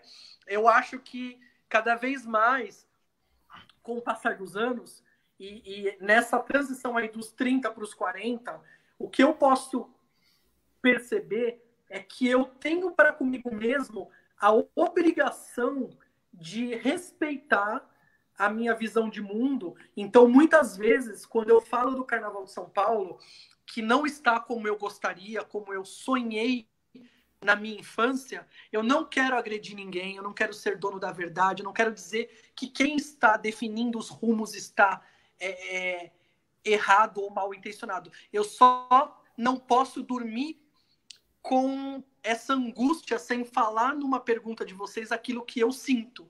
Então, eu me dou ao direito, hoje, eu me dou ao direito de falar o que eu penso, procurando não desmerecer a ninguém, tá? Então, se eu for falar de mim para mim mesma, é isso. Eu preciso olhar no espelho e ver verdade na minha fala e na minha postura. E agora falando para quem é novo, para quem, não só quem quer ser carnavalesco, mas um sambista novo, tá? Não se deixar levar pelo que o dinheiro paga, pelo que o dinheiro compra, porque carnaval é cultura, carnaval é arte, carnaval é educação, carnaval é poesia, carnaval é emoção, e tudo isso, se não for a serviço do transcendental, não vale a pena, tá? Eu acho que um desfile de escola de samba, se não for para tocar o coração das pessoas, ele não atinge a proposta, tá? É muito mais... para mim, pelo menos, né? Tô falando muito por mim. Eu acho que o sambista mais novo, ele tem que entender que construir um desfile de escola de samba, ser um carnavalesco, não é só se debruçar no papel e desenhar alegorias e fantasias, mas é imaginar pessoas em cima daquelas alegorias, é imaginar pessoas dentro daquelas fantasias e imaginar pessoas emocionadas com aquilo que ele está propondo. Eu sempre digo que ser carnavalesco é arquitetar um momento que dura 65 minutos. Você é responsável pela magia de milhares e até milhões de pessoas, se for pensar em internet e televisão, durante 65 minutos. Então, se você não pensa o carnaval com emoção, você não tende a ser um carnavalesco que consiga atingir o coração das pessoas. O máximo que você vai conseguir é atingir os olhos e a nota. Mas eu acho que, pelo menos eu busco isso, tá? Eu espero que quando eu deixar de ser carnavalesco, porque isso não é eterno, eu não vou morrer sendo carnavalesco, isso não é vitalício, isso é uma transição, é uma parte da minha vida, eu espero que lá no final eu olhe para trás e fale assim, poxa, valeu a pena, eu consegui encantar as pessoas. É isso. Uma frase marcante, se o carnaval não for para marcar, atingir o coração das pessoas, não vale a pena. Sidney França. Sidney, muito obrigado em nome do Grupo Sampa, muito obrigado por você ter participado da nossa live, por todo o seu esforço para manter a conexão e responder todas as nossas perguntas. E aí 1h30, a gente já está quase 2 horas conversando, em nome de todo o Grupo Sampa e todo mundo que acompanha o nosso grupo e o seu trabalho, nosso muito obrigado, valeu demais a conversa, e muito obrigado mesmo por essa aula que você está dando para a gente sobre o Carnaval. Daniel, sua despedida para a gente poder finalizar. Bom, agradecer ao Sidney pelo bate-papo, pelas perguntas, um cara que conhece o Carnaval de São Paulo. E boa noite aos amigos sambistas do Grupo Sampa. Vamos dormir, vamos se cuidar, vamos ficar vivos para o próximo Carnaval. Não vamos ficar em casa, porque Carnaval vai ter muitos anos. A vida não. Vamos que vamos. Obrigado a todos que nos acompanharam aqui na live, o pessoal que também nos acompanhou na reprise na Rádio Sampa. O Grupo Sampa agradece a cada um de vocês. Quinta-feira que vem tem mais. Quinta-feira que vem, live especial de lançamento da revista Sampa do mês de agosto. Vai trazer a história do seu Leandro e da Karen, a filha que pediu ao pai um presente, que era uma escola de samba. É a capa da nossa revista e vai ser o tema da nossa live na quinta-feira que vem. Mais uma vez, muito obrigado, Sidney. Obrigado a todos que nos acompanharam. Valeu demais e até a próxima. Grupo Sampa, Sampa no Sofá. É isso aí.